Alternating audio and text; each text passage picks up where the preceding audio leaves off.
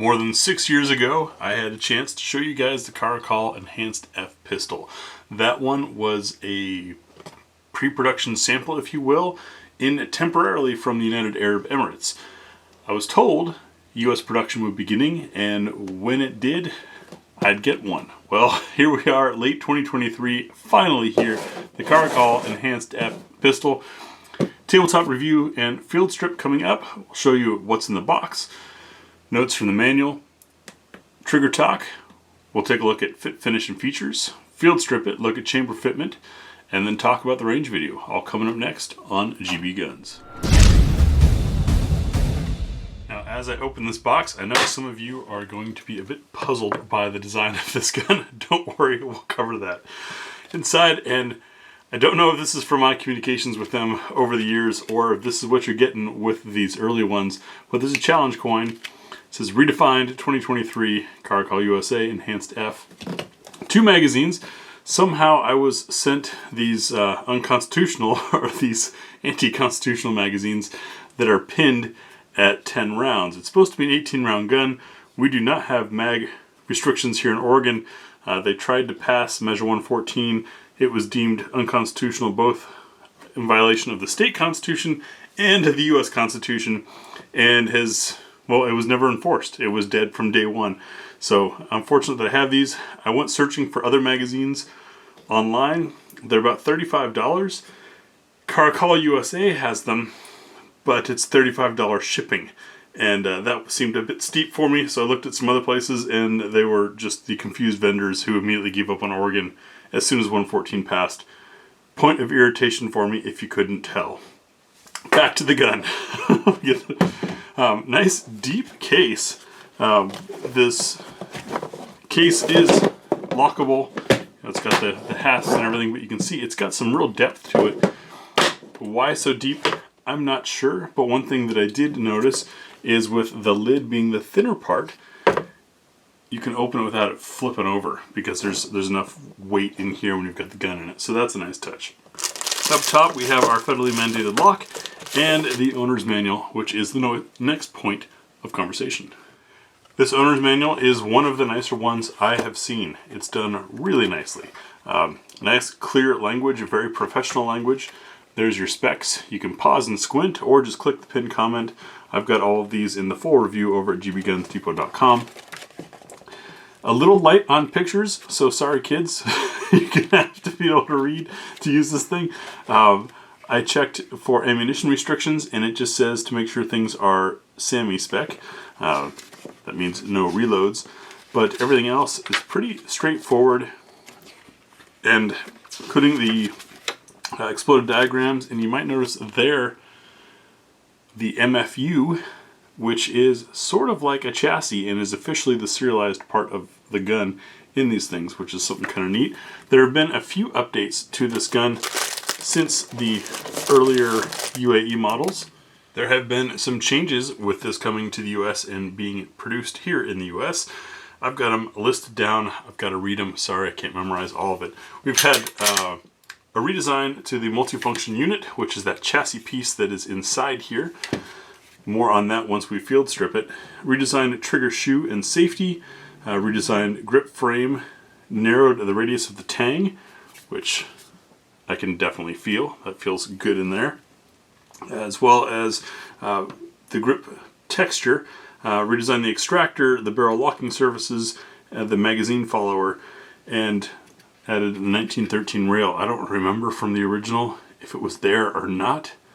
It's been so long I'd have to dig back to take a look. And pardon the slightly bloody finger. As soon as I got this home and realized that I had these 9-round mags, or 10-round mags, I went out to my giant bin o' mags and looked for something with a similar cut in it of standard capacity to see if I had any compatible mags. I do not. The closest cut I have to that is an FN magazine. However, it's a 15 rounder, and this being an 18 round gun, those mags would be too short. So I don't know if there's any reverse compatibility with other magazines out there.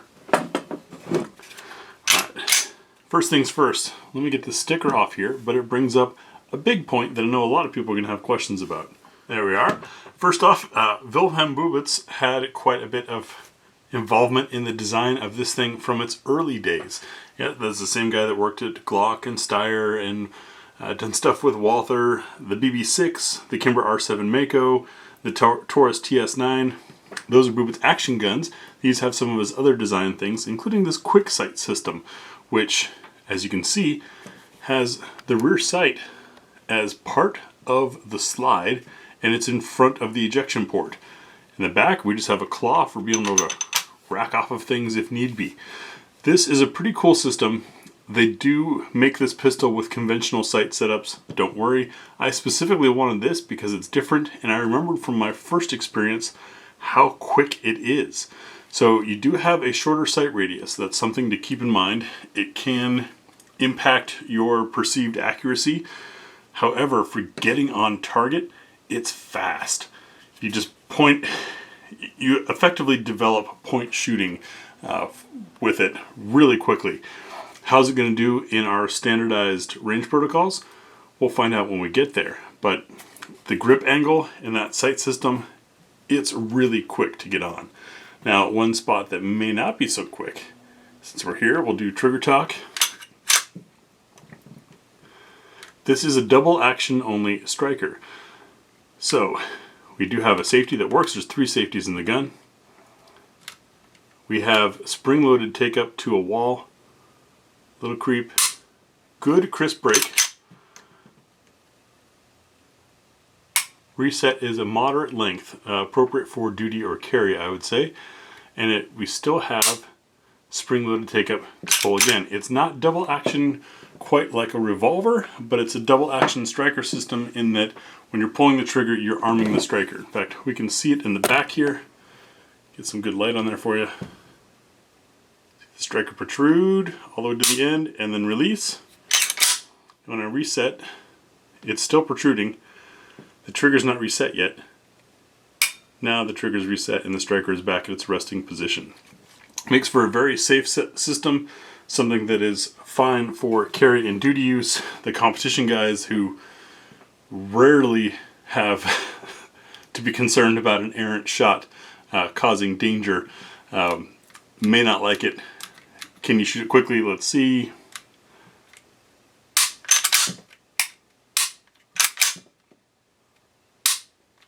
I was able to do that without shifting the gun, so the weight is not enough that's really going to throw shots.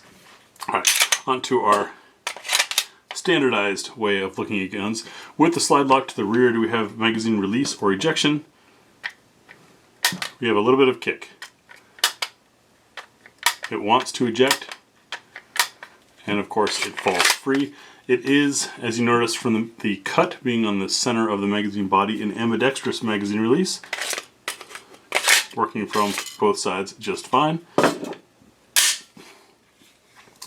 Starting up front, squared off front to the gun with the barrel protruding a little bit. It's a 4-inch barrel. With the slide not going all that length, we have a little bit of reduced slide weight. Theoretically, though, with this quick sight system, I'm sure there's a little more metal on here than there is on the conventional sight setup. Slide to frame fit. We have vertical play, not much lateral play, very tight. Our barrel lockup is very tight. And you can see, to me, this seems like a broader chamber than normal. Like we've got an enhanced locking surface there. 3 slots of pick rail underneath. No texturing on the front of the trigger guard, so sorry to the Europeans and Jerry Miculek. Slight undercut, but good rounding, good radius there for getting the hand on for a draw. You can see there's shielding on the back side of the magazine release on both sides. And then this squared off tread pattern on the front and back strap, which seems to work fine. The traction is enhanced here in this spot right where your fingertips tend to rest, or depending on your hand, it could be your support hand getting there. The gun does not feel grabby or super aggressive textured just holding it. How it'll do on the range, we'll find out when we get there. We do not have any beveling for the magwell, and the back strap is not replaceable. See your tang there, You notice how short the slide is, not just because there aren't sights on it, but this is a lower bore axis setup. You guys know I hate using that term. However, this is a really short slide. Next, we'll field strip the thing and take a look inside the Caracal Enhanced F. Field stripping will look familiar from those of you who know the Boobits BB6. We've got a takedown bar underneath here that has to be pulled down. You can see there's nice little indentations to be able to reach your finger in there. You want to check for clear, release the striker, pull those down, and bring the slide forward and off. Looking inside, you can see that MFU that they were talking about.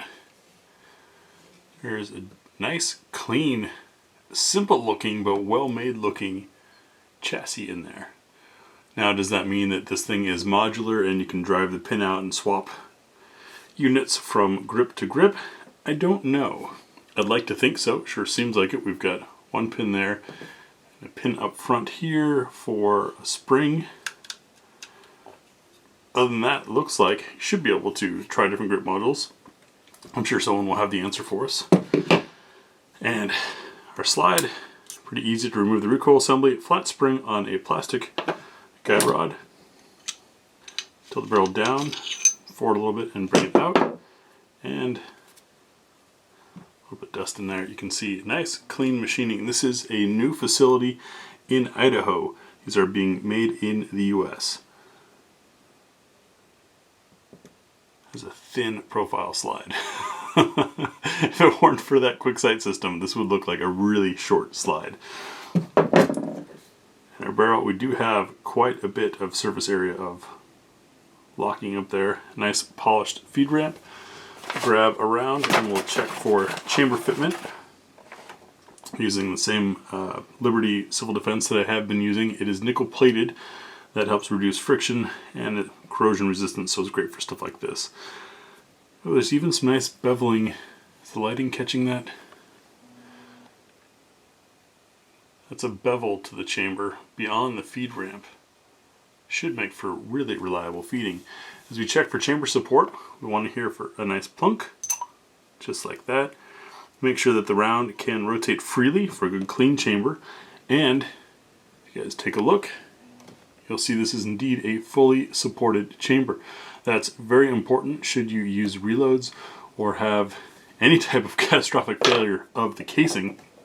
Round also came out nicely, because when the casing wants to rupture, having it be fully wrapped by that nice thick steel of the chamber helps keep the forces going out the barrel, not into your hand. So I always opt for fully supported chambers when I can. Reassembly is just the inverse of disassembly. I'm noticing a slight bevel in there, it appears. Interesting design, probably because that slide is so low. Oh, and because they didn't, yeah, you can see a slight gap above there.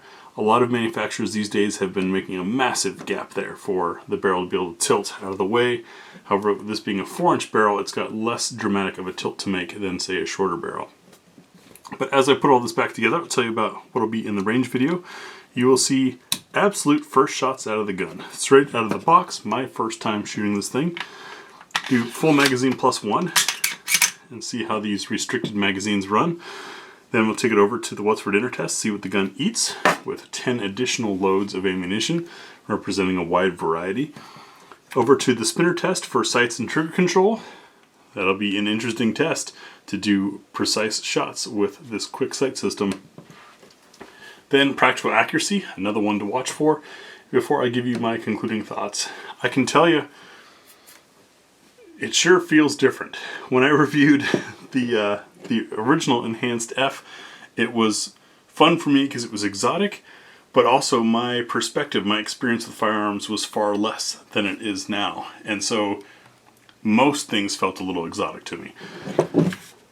Then we fell into kind of a norm for the last several years. It was 4-inch barreled 15-round guns for a long time. We had the single stack craze, then the micro compact craze, and now people are starting to realize that bigger guns are more comfortable to shoot and not that hard to carry once you figure out good holsters and attire. So something like this 4-inch barrel 18-rounder could be a decent carry option, especially for you appendix guys where you're worried more about barrel length than you are grip size. It feels good in the hand. I hope it's not a placebo effect from me reading it, but I do believe that this radius has been narrowed because I almost have extra space up there, whereas the rest of the grip fills my hand. It'll be interesting to get to the range. Hopefully I'll have that video done soon. As always, you guys can find this stuff first on our Patreon site, and second at GBGunsDepot.com. Third is when it gets released here on YouTube. Thanks for watching.